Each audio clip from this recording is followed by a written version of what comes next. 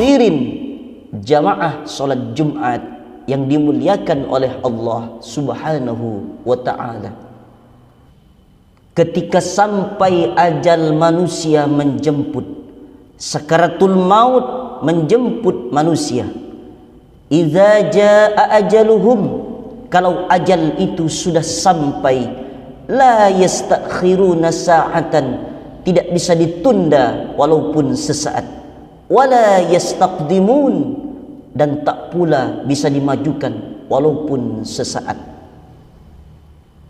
Kehidupan yang selama ini kita jalani maka akan berakhir dengan sakaratul maut ketika Allah sudah menjemput melalui utusannya malaikat maut.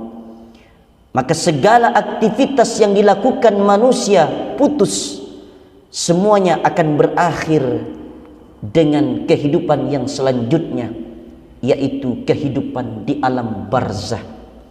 Ketika meninggalkan dunia yang fana ini, maka manusia semuanya akan kembali menghadap Allah Subhanahu wa ta'ala. Kehidupan dunia yang sementara, yang sesaat ini, yang kata Allah Subhanahu wa ta'ala di dalam Al-Qur'annya, wa mal hayatud dunya illa mata'ul ghurur, dan tidak ada kehidupan di dunia ini, kata Allah, melainkan hanya penipuan saja. Manusia ditipu oleh kekuasaan, manusia ditipu oleh pangkat dan jabatan, manusia ditipu oleh kesenangan duniawi, kesenangan dunia yang sesaat saja, sehingga ada manusia yang sibuk dengan urusan akhiratnya, juga ada manusia yang sibuk dengan urusan dunia. Kau kejar akhirat, maka dunia akan bersimpuh di telapak kakimu. Kau kejar dunia, maka akhirat akan melayang, maka akan berakhir dengan penyesalan saja. Maka manusia ketika dititipkan usia, ketika dititipkan umur oleh Allah Subhanahu wa ta'ala, hasibu anfusakum qabla an tuhasabu, perhitungkan dirimu sebelum engkau diperhitungkan secara besar-besaran di hadapan Allah Subhanahu wa ta'ala. Ketika tiba sakaratul maut menjemput manusia, maka berakhirlah kehidupan manusia di alam dunia yang fana ini. Maka ketika kita mendengar seruan atau suatu musibah dari saudara kita, inna lillahi wa inna ilaihi raji'un, sesungguhnya kita ini dari Allah dan akan kembali menghadap Allah Subhanahu wa ta'ala, telah berpulang ke rahmatullah. Kenapa disebut telah berpulang? Karena dia milik Allah Subhanahu wa ta'ala.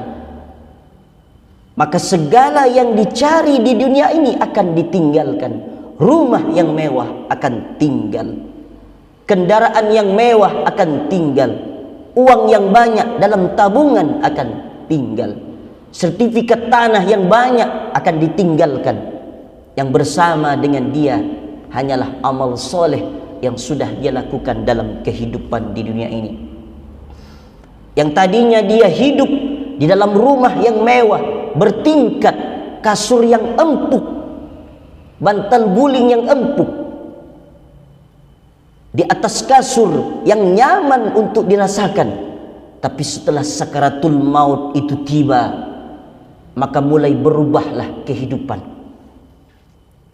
Kemudian datanglah saudara-saudaranya untuk memandikan jenazah, kemudian mengkafankan jenazah, kemudian menyolatkan jenazah, kemudian yang terakhir akan ditempatkan di tempat pengistirahatan yang terakhir, yakni kehidupan alam barzah. Ketika mayat selesai disolatkan, kemudian orang yang takziah mulailah untuk mengangkat jenazah, dimasukkan ke sebuah kendaraan yang bernama keranda.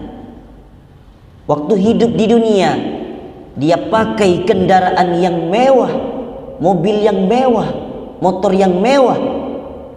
Tapi setelah seseorang itu dicabut ruh menjadi jasad yang tak berguna lagi, dimasukkan ke sebuah kendaraan yang bernama keranda. Maka disitulah manusia diantarkan ke tempat pengistirahatan yang terakhir yang disebut dengan alam barzah. Anak istri ikut mengantar, kawan, handai tolan, sahabat dekat ikut mengantar. Tapi setelah mayat dimasukkan ke liang lahat, kemudian ditutup dengan papan, beralaskan tanah yang basah, beralaskan bantal tanah yang basah. Kemudian ditutuplah sang mayat untuk diistirahatkan ke tempat pengistirahatan yang terakhir, yakni alam barzah.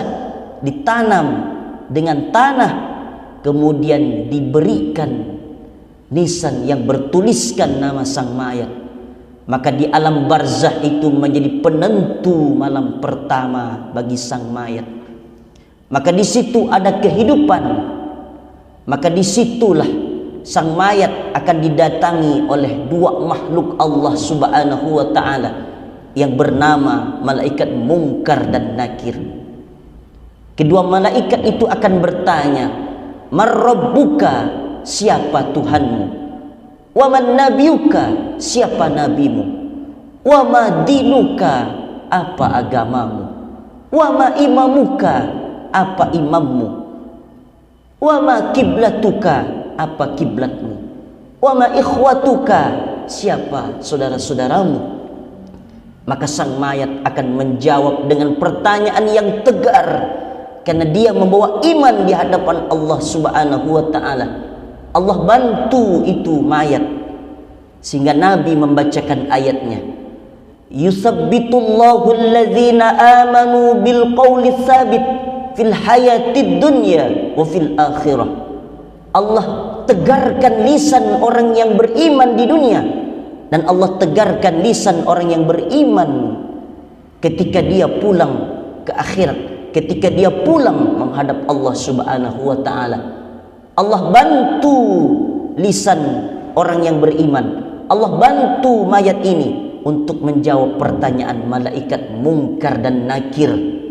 Maka disitulah akan menjadi malam pertama bagi sang mayat ketika terbujur kaku di alam barzahnya Allah Subhanahu wa ta'ala. Maka di situ ada kehidupan seperti apa yang disebutkan oleh Nabi, "Al-qabru raudhatum min riyadil jannah." Jadikanlah kuburmu taman-taman surganya Allah Subhanahu wa ta'ala, menjadi kehidupan yang ditemani dengan amal soleh ketika di dunia. Maka di alam barzah itu akan menjadi penentu yang baik bagi sang mayat. Ketika di dunia dia rajin beramal soleh, rajin baca Quran, rajin sholat, rajin zikir, rajin sholawat, rajin dia bersedekah, maka akan menjadi penentu amal baiknya ketika dia sudah terbujur kaku di alam barzahnya Allah Subhanahu wa ta'ala. Yang tadinya wajah, mata, tangan, kaki, perut, jasad, ketika masih ada ruh, cantik, ganteng, luar biasa. Tapi ketika jasad sudah mulai terbujur kaku di alam barzah, maka disitulah mata mulai membusuk, perut mulai mengembang, kulit yang tadinya kencang, kulit daging akan menjadi santapan cacing tanah. Maka sesungguhnya kita ini setumpuk daging busuk yang akan menjadi santapan cacing tanah. Kecuali orang-orang yang beramal soleh ketika di dunia diberikan umur oleh Allah, umurnya digunakan untuk beribadah kepada Allah Subhanahu wa ta'ala, maka akan menjadi kesenangan di alam barzah, maka akan menjadi pelipur lara di tengah alam barzah yang gelap, yang sendirian, sunyi, sepi, senyap, tak ada teman yang menemani kecuali amal soleh. Maka amal solehnya akan menemani dia sampai hari kiamat itu tiba nanti. Maka orang ini bertanya, "Man anta?" Siapa kamu? Lalu amal solehnya menjawab, ana a'malukas soleh, aku adalah amal solehmu waktu di dunia, ditemani dia oleh amal solehnya. Amal soleh yang sempat dia dulu di dunia beribadah kepada Allah. Wa ma khalaqtul jinna wal insa illa liya'budun. Tidak aku ciptakan jin dan manusia itu, kata Allah, melainkan untuk beribadah kepada Allah Subhanahu wa ta'ala. Umur yang diberikan oleh Allah dia gunakan untuk beribadah. Maka penentu yang baik saat terbujur kaku di alam barzah, dia mendapat kesenangan, kenikmatan dari Allah Subhanahu wa ta'ala. Maka Allah berfirman dari atas arsy-Nya, an sadaqa abdi, sesungguhnya hambaku ini benar dengan keimanannya, sesungguhnya hambaku ini jujur, dia tak berbohong. Lalu kemudian kata Allah, waftahu lahu baban ilal jannah, bukakanlah pintu kuburnya dengan pintu surganya.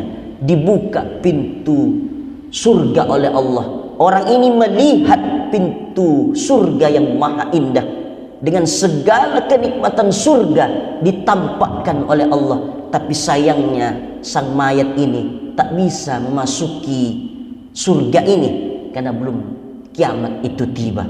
Jadi ada teman di alam barzah, jadi ada pelipur lara yang dapat menghibur, yaitu amal solehnya ketika dia sudah tak bisa lagi hidup di atas muka bumi Allah Subhanahu wa ta'ala. Maka umur yang diberikan oleh Allah pergunakan dengan baik, semata-mata untuk beribadah kepada Allah Subhanahu wa ta'ala. Barakallahu li wa lakum fil Qur'anil azim, wa nafa'ani wa iyyakum bima fihi minal ayati wal dzikril hakim, wa taqabbala minni wa minkum tilawatahu, innahu huwal ghafurur rahim.